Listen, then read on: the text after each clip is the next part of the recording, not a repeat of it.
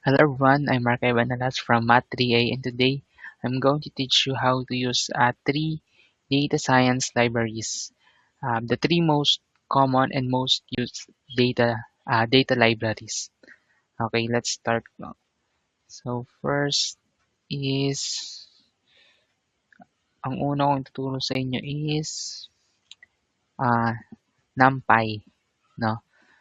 So NumPy is mainly used for numerical computations and working with arrays efficiently.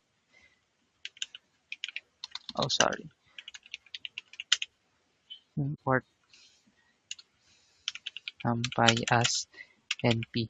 Dito sa code natin na to, no, dinigyan ko muna ng nickname si NumPy as NP para mas mabilis, no.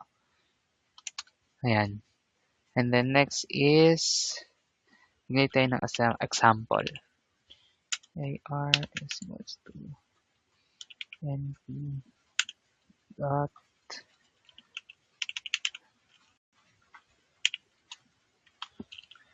1, 2, 3, 4, 5.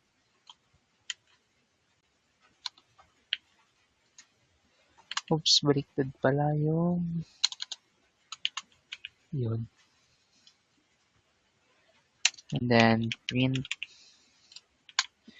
AAR or the array. Oops.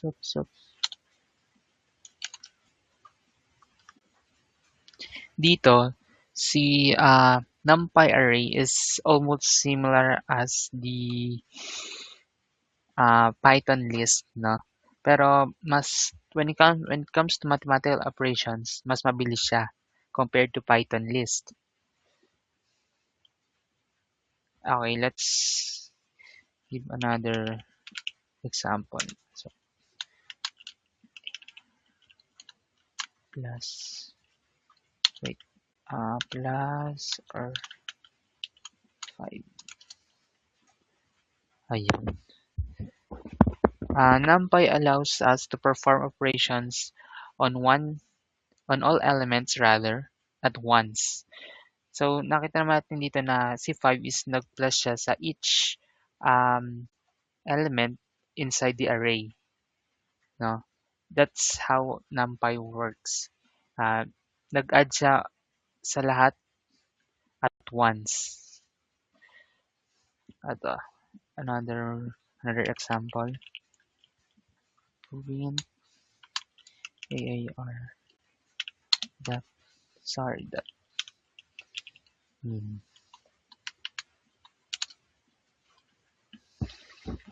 Ito naman, 'di ba?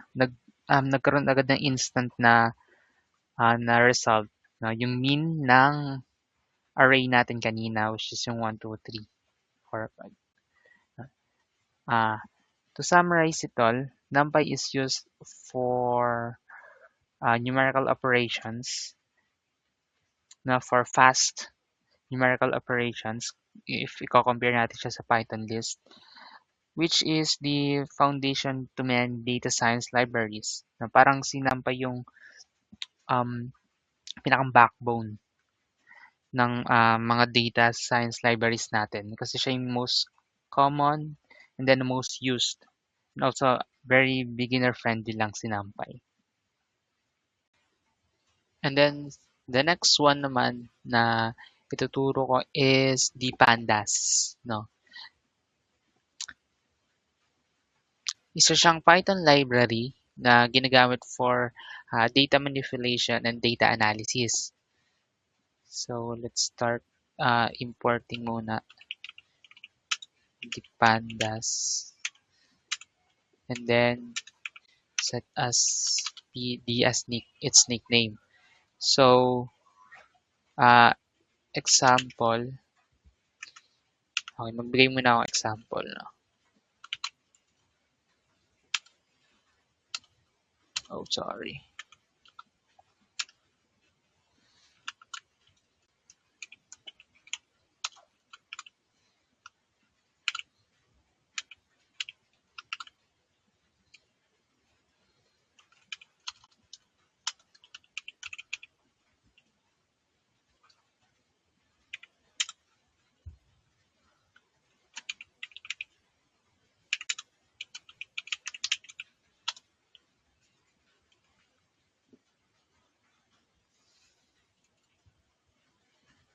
Oops, wait.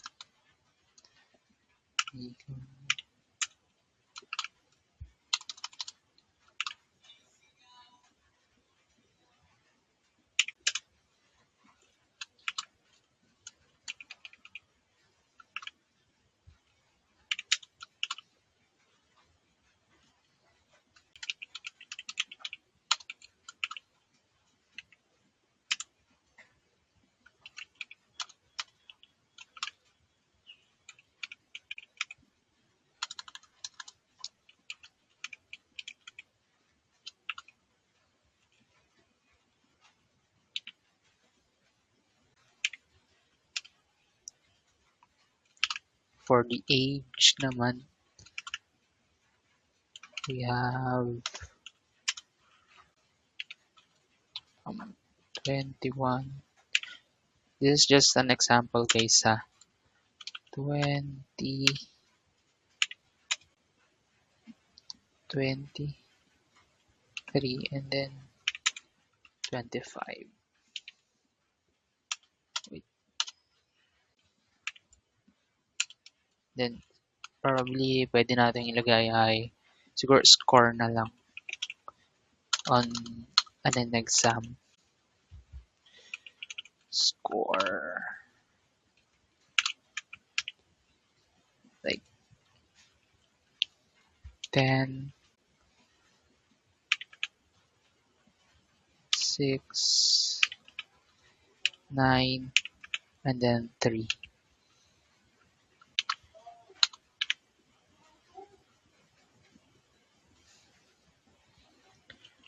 Tapos,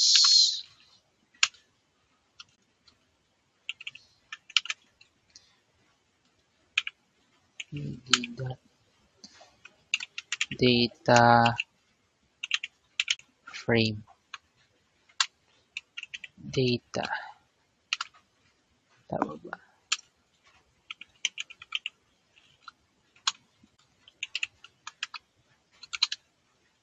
Wait. Oh, sorry. Mali. Yun. O yun no. So dito, sa data frame natin, similar siya as para siyang table, di ba? Tignan natin na naging table siya or naging as parang spreadsheet siya. Wait. So, gagawin natin df age siguro.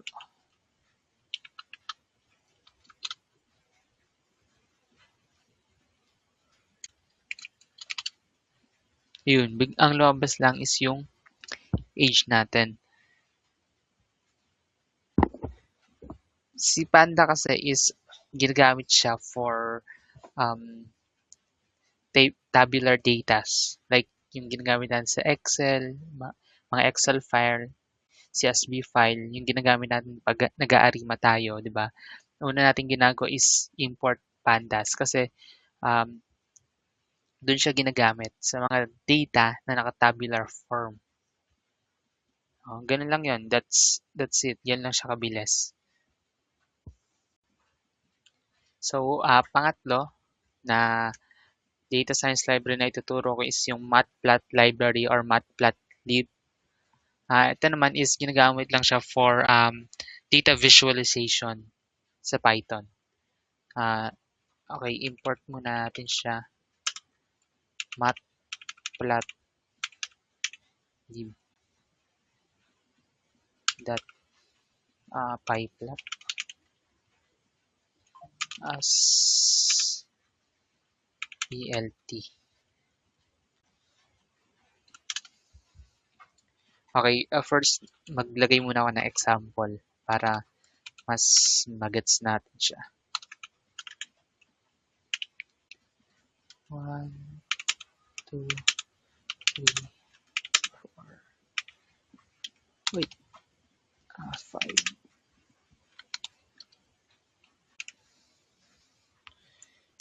Then provide values 2, 4, 6, 8, 10. Pa-plot natin siya. No, dito na. Ito na, 'di ba? Ginamit na natin yung library natin na PLT, which is pina-plot natin yung data natin dito sa ibabaw. Like yung array natin dito sa ibabaw. No. X, Y. Pa-plot natin sa X and Y.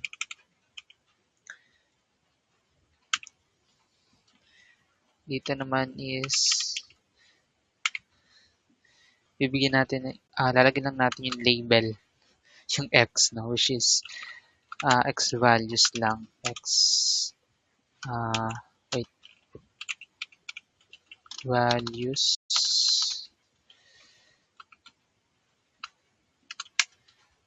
PLT, ganun din sa Y. Y label. Y values. And then, lalagyan lang din natin siya ng title. Lagyan natin lang siya ng title. Simple line plot. Simple line plot lang. And then, show.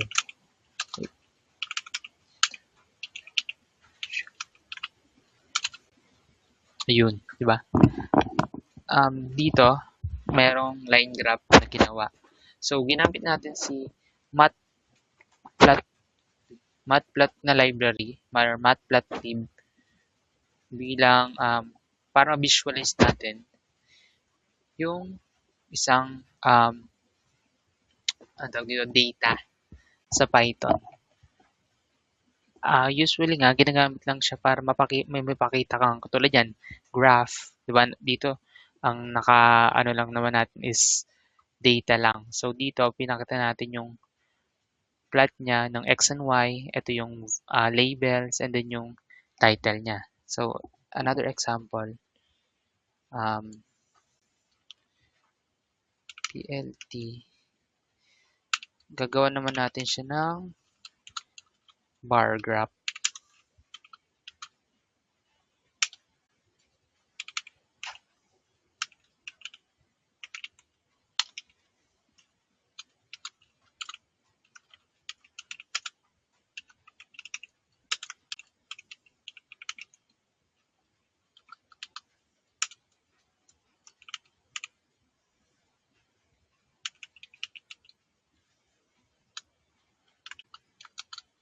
Ayun, di ba?